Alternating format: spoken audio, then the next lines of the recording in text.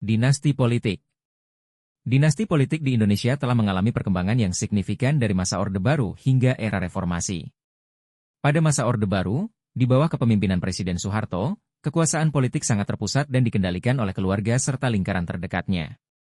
Ini memunculkan fenomena dinasti politik yang kental dengan kontrol otoriter, patronase, dan korupsi di berbagai sektor, di mana elit-elit politik serta kerabat presiden memiliki pengaruh besar dalam pemerintahan dan bisnis. Setelah jatuhnya Soeharto pada 1998 dan transisi menuju era reformasi, harapan akan demokrasi yang lebih terbuka dan partisipatif mulai tumbuh. Namun, meskipun telah terjadi perubahan besar dalam sistem politik, jejak dinasti politik tidak sepenuhnya hilang. Keluarga politik, baik di tingkat nasional maupun daerah, terus mempertahankan pengaruh mereka melalui pemilihan umum yang demokratis.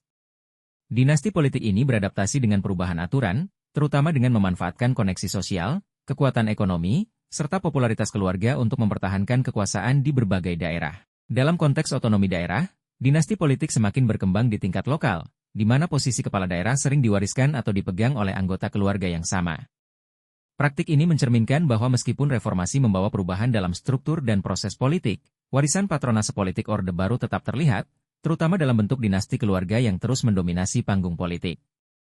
Dinasti politik di Indonesia, baik di tingkat pusat maupun daerah, menunjukkan bagaimana kekuatan keluarga dalam politik dapat bertahan dan beradaptasi, bahkan dalam lingkungan demokrasi. Fenomena ini menjadi tantangan besar bagi upaya untuk membangun sistem politik yang lebih inklusif, meritokratis, dan terbebas dari pengaruh oligarki.